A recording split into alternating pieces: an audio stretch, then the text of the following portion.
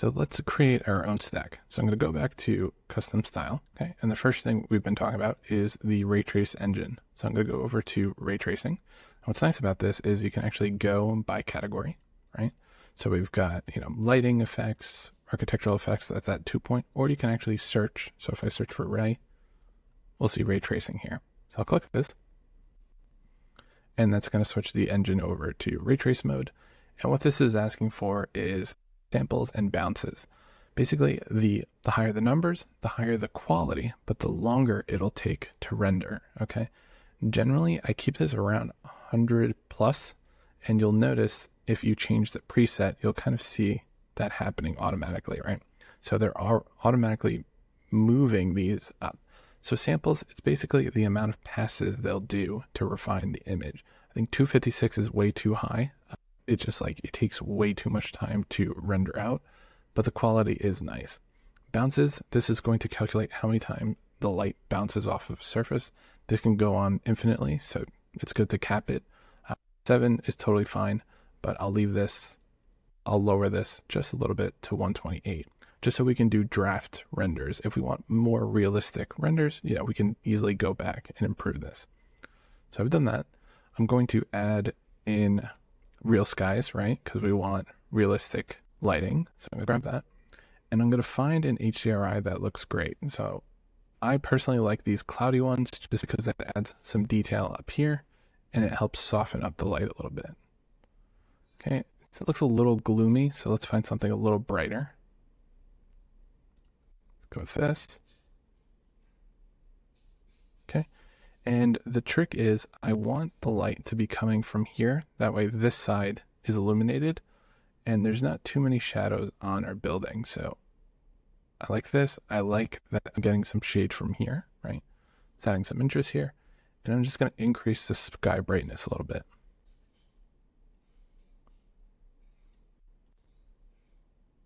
So if I do this, it's going to look way too overexposed. So that's what that is. And then the sun intensity, that's the actual sunlight on the house. Okay. And I think I just want to lower the camera just a little bit. Okay. And I'm going to hold shift and just bring this in a bit. Perfect. I'm going to start the camera. Okay. And we can also revisit our glass to tweak. Remember earlier on, we said we'd look at it once we get like the vegetation and the lighting. This is kind of the time that I'd typically revisit that. So I'm going to go back. And just so you can see what can happen is this is the preview, right? If you remember early on when we set up our settings, it asked if we wanted to automatically update the preview, but I said I'd rather wait. So notice how once I clicked in it, it's generating a preview, right? So it's going to make the rendering right here. So this is going to kind of slow things down because it is rendering. So that's why I do like to kind of have the ability to choose. So what I could see from the preview is the glass needs a lot of work. We should make it a little bit more reflective. So I'm just going to go back to build mode. Okay, I'm going to zoom in and let's fix this. Okay, and I'm going to go double click. Okay, and let's boost our reflectivity. Just to be a little bit higher and brighter. Perfect. Yeah, we could see the clouds there.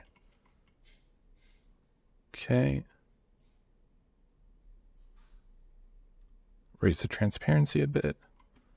Lower the distortion. We can lower some of the frostiness. See the difference? So I'll leave that around there. Perfect. And now let's switch back to our render. Okay, I'm going to click here. Yeah, there we go. So now we're getting the reflections.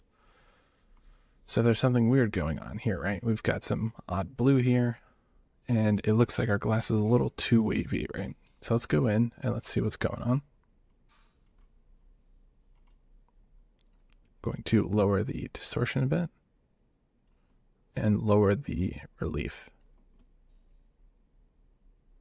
Okay. So what's going on? Let's see. Doesn't look like it. Let me turn off double-sided for now. Let's go back. Okay, cool. Yeah, that seemed to fix it. So we had modeled thickness on that glass. So we didn't need that. It looked like it was creating an issue where it's kind of bouncing between itself. So let's just do a test render, right? So to do that, you're going to hit render photo right here. And now it's going to ask you for the size. Typically, I use desktop just because most of the images I'm sending are like are in emails, or they're going into like small little booklets. This is totally fine. For larger images, let's say like a poster, I would do print and above. So I'm going to do desktop. And I'm going to save this on my hard drive just as a test. I'll call this draft01. And I'll save this. As you can see, it's going to spend some time and it's going to render. We're doing about a minute based on 128 samples. So you could see like the passes here, right? And it's slowly refining. So while it's doing this, I like to kind of look at the image and think about how we can improve it, right? So a couple of things I want to do is we can add, like a fog in the backdrop just to add some more depth. We can add depth of field. That way we can focus on the building a little bit more. I think these plants are a little bit too neon, so we can kind of tweak the coloring there. And I want to make the image a little bit brighter. And I think we could also add some more weathering to our materials here, right? Okay. And this is an iterative process, so we're not going to get it done on the first go. So I'm going to hit OK. And let's go back to build mode. Okay. And go over here and let's add some more weathering. So I'm going to visit all these. And let's go to weathering. Increase this just a little bit, just so there's some slight discoloration and it comes through. Same thing here. So we didn't have any weathering here. So let's do that. That's going to add some shading in here. Be a little too much. Just a little bit. Do the same thing to our trim. A little bit more. Okay. All right, cool. We'll do the same thing here. Perfect. All right, so I was talking about these plants here, how they're a little too bright. So I'm going to go to content library, make sure I'm on nature mode, select these guys. I'm going to do select all identical objects. So all of them are picked up. And now let's start tweaking these. I'm going to lower this a little bit. And then I'm also going to play with this. I'm going to add just a little bit of green. I think that's going to help with some of the yellow in there. Okay, and let's go back to render mode. Okay, and let's play with the brightness. So that is coming from a little bit of here and the fact that we don't have any color correction or exposure settings, right? And that's actually going to help us a lot here. So if I go back to FX and I go over to camera, we've got our depth of field. So I'm going to add that real quick. I'm going to go back, add another effect, and let's find our exposure. I can just search here and let's find our color correction settings. Okay. And this might look crazy, but basically we've got some light settings that we can improve. So we don't even need to go into Photoshop. So you could, cheat and add some exposure here to add some brightness to the image or increase the sunlight itself. So just pointing that out. So I'm going to leave that at 0 for now, and we'll get back to that, but I'll disable this. The depth of field, if I go over here, if you're unfamiliar with what that is let me show you an example. So I'm going to go up to here, okay, just so we've got some trees here. And I'm going to turn on autofocus and then edit. This is going to ask me, what do you want to focus on? I want to focus on the building, right? So I'll hit check mark. And now when I increase the amount of blur, see what's happening to the trees here? See how they're blurring, right? So if you think of it like any portrait shots that you've seen, the background's always blurred. So that's what this is doing. And it's going to blur that out as well. So I could bring the camera back a little bit and I could frame it in a way where I've got this in the top. So kind of like this. I'm going to lower the amount because it's way too much. And I'm going to save that. Pretty happy about this. And the autofocus is really nice because you usually have to play with focus distance, which is kind of frustrating. So I do like that we have that as an option. Okay. And now let's also add some fog. Okay. Now fog you have to be careful about because if I add too much, see that? Just looks a little crazy. You can see I can play with the fall off so it doesn't go up there. But we just want a little bit, right? So I'm going to lower the density just so we see a little in the background. Okay, and you can also increase the brightness here. Right? Just a hair, okay? And I'm just going to let that think. Yeah, so you see how we're kind of seeing this be a little blurred out. The trees are being blurred, but we're also seeing this kind of fade out in the background, which is great. So again, let's go back to the brightness settings of our real skies, okay? And let's play with the sun intensity. Make it a little bit brighter. And our sky brightness. Okay. A little bit of that.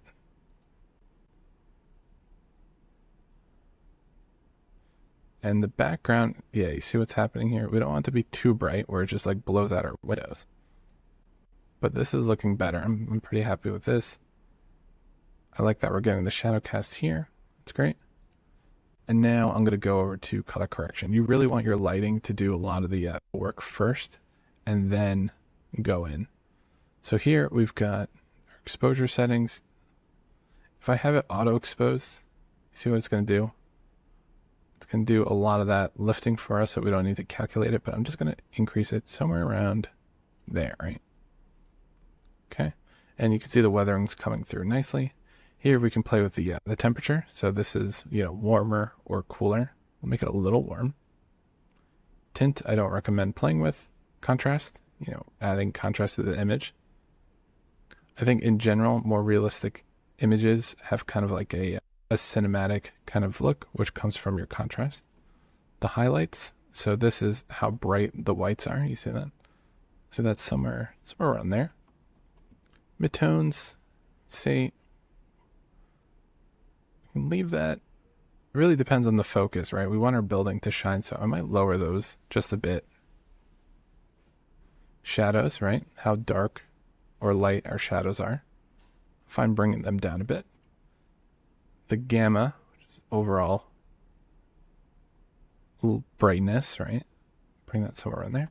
And saturation and vibrancy, right? So check this out. So if I increase the saturation, it's going to get super green. I actually like to lower the saturation a bit, right? Because in the real world, we don't have these like crazy vivid colors. That's going to help with the yellow.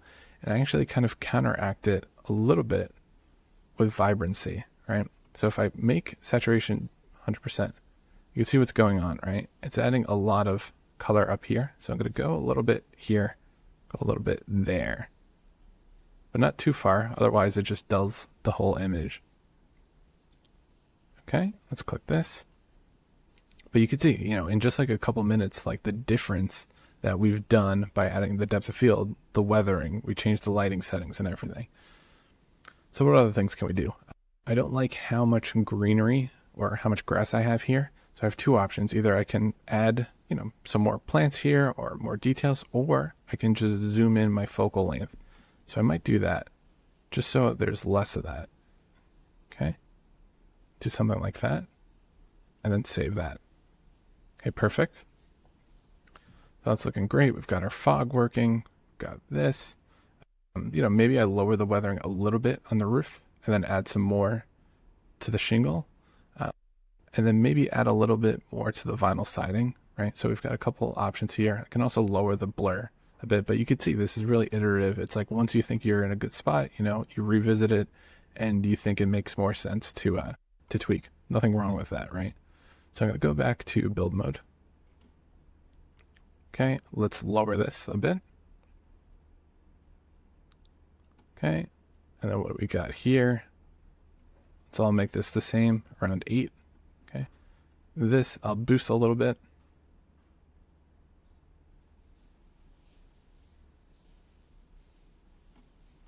Okay, yeah, that's way too much, right? And let's play with some of the colors here.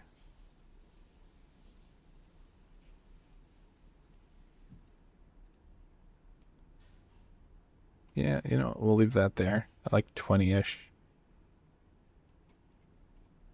Cool. All right, awesome. All right, let's add some more effects. Okay, yeah, this is looking great. And let's just do a little preview. Yeah, we've got that there. Okay, awesome. All right, let's add some more effects. Personally, I like to add a little bit of bloom. So watch this. If you're unfamiliar with what bloom is, watch this. It's basically going to add a little bit of a glow. And I know I said a little bit and then this happened, but it was that one. I like to have just a little. Okay, not too much. But I think right around there, it's totally fine. Okay, great. That's looking good. Let's add some more effects. We'll go back up here. And if you find that you like the same effects and you want to reuse it, you can actually save these out. You can copy, and then you can also save to your hard drive, which is really nice. This is actually what I wind up doing to make production a little bit faster, because I don't need to do this for every single job. Like, I know which settings I like, right? So keep that in mind. Let's go back to add. Let's add a little bit of a sharpen. I don't like going too crazy. Just like 30 is totally fine. Let's go back. All right. Vignette, if you're unfamiliar with what that is, that's going to add this black in the corners. I don't like too much, but we've got two things going on. The softness, right? How hard it is and how soft it is. I think a little bit is nice. I wouldn't go too extreme. Like, this is nuts, right? Just a little bit. It's all about being subtle, right? Okay, we're going to keep going through. And again, these are all artistic options, right? I could be doing this in Photoshop, but if I can save a step and I don't need to go to another piece of software, that's huge. Color Lab, think of these as like, I call them like Instagram filters, but watch what happens. So these are all different presets. They're also similar to lookup tables if you come from the photography world. I actually like having a little bit of them. I think they add some nice color, but this is total preference. I might leave this at 30% on the default option. Okay, and I'm just going through. I don't need these. Conceptual, this is good for like early on. If I have a client that wants to be a little bit more collaborative and they want to see the work being done, or, they have questions about like the camera and the light and all that, sometimes I'll do these sketchy options. And if I click that, it's going to add, let me just hide this. It's going to do this, which, is not bad, right? You do need to fine tune it a little bit, and it isn't compatible with all the effects. You'll notice that I had to turn it off for the ray trace engine, but it's kind of nice as an option. Do something like that. Yeah, exactly. And you can tweak it further. That way the whites get picked up, but that's what that is. And you can just remove an effect by double clicking. Okay, great. All right, we don't need that. Architectural, let's put on our 2-point, right? That way everything's straight.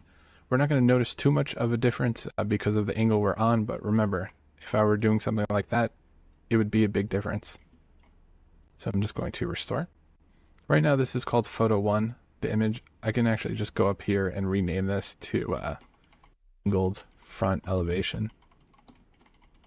And that way, when I render this out, it'll actually take that as a file name. So that'll save me a couple clicks, actually. Okay. We've got styrofoam. This is good, again, when it's early on and you just want to send like, hey, this is what the context looks like. This is what the model looks like. This is a good option, but don't need this. But it's important to point these things out. Orthographic view, these are kind of fun. Check this out. If I enable this, it's going to make it a 2D drawing. So now I actually have this cool like dollhouse look for an aerial view. Clients actually really like this because it shows, when it comes to complex roofs, right? It shows what's going on up here, shows the relationship of like the property to the context and everything. So this is great. You can also do this for like the front. And this kind of matches those drawings, those material drawings we were looking at early on, right? So you have that as an option. Some clients like it. It really depends on what they're using it for, right? But this is how you would do a materialized elevation, right? You don't even need to bring it into Photoshop. You could just do it all in Lumion. So that's super cool. Remove that. Okay, let's move on. Lighting. So again, we've got real skies. That's going to give us the HDRI. But then there's the sun effect. And the sun effect, you go here, is going to let you control the precision of the time of day, right? time of day, the heading and everything. So it's a little bit different where you've got one where it's the HDRI, which is handling the shading and the lighting, but then you can also customize it further with the sun effect, right? So you could do something like that if you want, right? So it's cool that you've got all these different options. I was happy with the HDRI, but again, if you want that like weather system we were using before to come through, that's how you do that with sun. So I'm going to disable that. Okay, cool. And I'm going to continue on here. If you want to control, the shadows, how dark they are, reflection, this we'll talk about later on, but this we don't need anymore. So you'll notice how it's turned off. This is because of ray tracing. Again, back in the day, right, in Lumion 12.5, when you had to build these effects stacks, you actually had to tell it what would be reflective or not, which was a huge pain in the butt because there are only so many planes you could select. So that's why it's nice that ray tracing is handling a lot of the global illumination and reflections for us. So I'm just going to turn that off. We'll talk about that more in the interior portion of the class. Same thing with like skylight, hyperlight. These are all kind of like, they're older effects. We actually don't need them if you're using ray trace, okay? Volumetric sunlight. This, depending on your preference, you might like this. You see how it's like adding the actual light in here, but it kind of makes everything look kind of like blurred out. And that's where this range is coming into play to kind of give it a threshold of when to kick in. I don't mind it. It's just like it adds too much like fog to the background, which isn't really what we want, but you can definitely play with it. It's good if you're doing like God rays and stuff like that, where you want to see the light coming through. That's when you would use that. But again, I don't like how it's like removing the sharpness from our image. So I'm going to turn that off. Okay, and then still thinking with that. So I'm going to turn that off. Okay, great. So now I'm going to go back. Sky and weather. Again, if you were using the dynamic system, you can customize the clouds, but since we're using HDRI, that's why we can't. Precipitation, if you want to do like snowy or rainy, that's where this is going to come in, right? So you can actually customize how much snow is on the project. If it's raining, if it's dry, if there's puddles and everything. Like this is crazy. I don't really play with this too much because clients usually like to see their projects like in the best light, like literally. So that's why I don't use this. But if you're doing a snowy scene, why not? So I'm going to remove that. Okay. This one might be kind of useful. Autumn colors. So some trees, if you want, you can actually tell them to be different colors. So I'm going to change my target layer because it was vegetation, because we're organized. Actually try and make them a different color. Look at that. So this is kind of cool because instead of us like having to pick autumn trees, you can actually have Lumion do that for you. So now this is kind of like fall and it's changing all the greens to be this color. So you can choose how much of variation there is. Saturated they are. You see that? That's super vibrant. It's desaturated. I think it's cool. Do I use it too often? Not. I think the green is totally fine, which is, the default. This usually is how I send the renders over, but it is cool that it actually supports that functionality. Okay, and what else? We talked about our camera settings. That's that lens flare again. There's camera aberrations. So watch this out. So this is kind of useful. You see how it looks like super warped. Cameras in general always have a little bit of it. It's just like an artifact from taking a photo. So having a little bit, totally safe, adds some realism because it's basically matching a photo.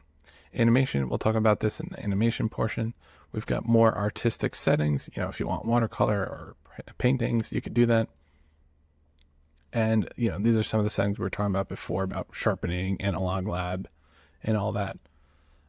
Tools, this one's actually really useful. This will actually help upscale an image, so it won't render as long as needed. It'll actually just make it look higher res without that render time.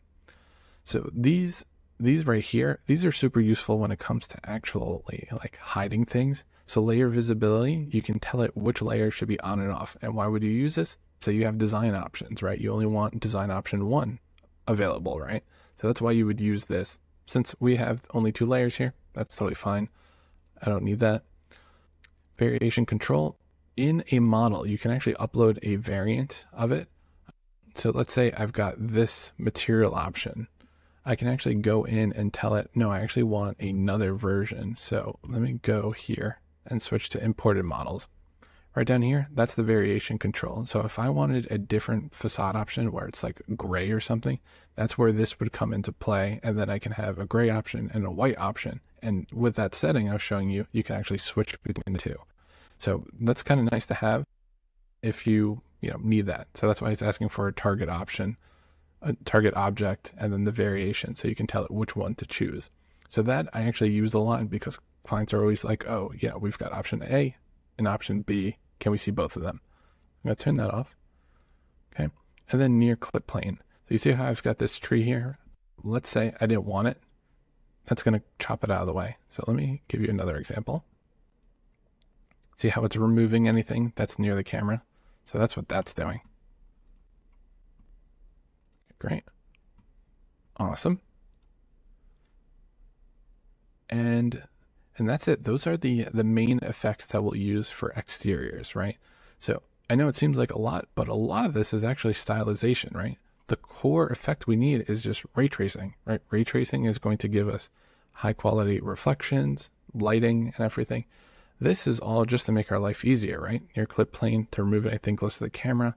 This to give the fringing around the edges. This is just artistic to make all the verticals straight. And these are all filter systems. But the nice thing is you can customize each view to have its own sort of setting. So I'm going to continue tweaking the settings a little bit more, and then let's do a render, and then we can move on to our interior project.